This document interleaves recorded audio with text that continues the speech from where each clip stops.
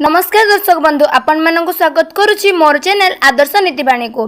आज मु आपण मानक कहबी पूजा घरे केउ सातटी मूर्ति रखिबे नाही नहले आपनक परिवार सब बेले अमंगल लागि रहइबो। दर्शक बंधु जदि आपनक पूजा घरे रहिछि एई सातटी मूर्ति तेबे से सब मूर्ति को पूजा घरे काढी दियंतु आउ से सब मूर्ति को रखि दियंतु कोनोसी एक मंदिर रे। देखिबे आपनक घरे लागि रहितबा झगड़ा और अमंगल कार्य बहुत जल्दी शुभ काम रे परिवर्तन होई जिवो। एबे आसंतु जानिबा सेई सब मूर्ति विषय रे। प्रथम मूर्ति हूँ नटराज शंकर मूर्ति। नटराज शंकर अर्थ हूँ तांडव करुवा शिव भगवान रूप। यही मूर्ति उभय भल और खराब स्पिरिचुअल को निज आड़ को आकर्षण करे से मूर्ति को कौन मंदिर में रखि दिंतु। द्वितीय मूर्ति हूँ कालिका मूर्ति।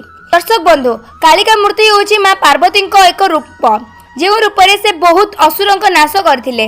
द्वारा आपनक घरे मध्य असुर प्रभाव पड़ी पारे सेथिपाई एही मूर्ति को मध्य मंदिर रे प्रदान करन। तृतीय रे अछि शनिदेवक मूर्ति। दर्शक बंधु आपण माने जानिथिबे शनिदेवक कोपरु किए मध्य बंची पारे नाही। जदि आपनक घरे कोनोसी मंदबुद्धि लोक थांती तेबे एही मूर्ति आपनक क्षति करि पारे सेथिपाई एही मूर्ति को मध्य कोनोसी शनि मंदिर रे प्रदान करंतु। चतुर्थ रे अछि भैरव देव।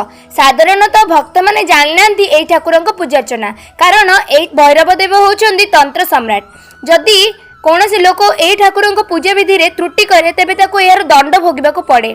तेणु एही मूर्ति को मध्य घरे रखंतु नाही मंदिर रे प्रदान कर दियंतु। पंचम रे अछि माता लक्ष्मी को ठिया होइतिबा फोटो। आपण जानिथिबे माता लक्ष्मी होचंती धनराशि रो प्रतीक किंतु माता लक्ष्मी को ठिया होइतिबा फोटो को रखिबा द्वारा धनराशि रो लोप पाई थाए। तेणु एही फोटो को मध्य घरे रखंतु नाही। षष्ठ रे रही राहु किबा केतुंकर मूर्ति। एही दुई मूर्ति भूल रे भी घरे रखंतु नाही नहले घर लोकंक मध्य झगड़ा हेबार संभावना अधिक होई थाए। तेणु एही दुई मूर्ति को घरे रखंतु नाही। सप्तम रे कौनसी गोटे ठाकुरंक मूर्ति तीन जोड़ा भाबरे रखंतु नाही यह बहुत अशुभ अटे। दर्शक बंधु जदि आपण माननकु मोर ई वास्तु ऊपर वीडियोटी भल लागि तेबे मोर चैनल को सब्सक्राइब करिवे साइड रे थिबा बेल आइकन को प्रेस करिवे। रहूची नमस्कार।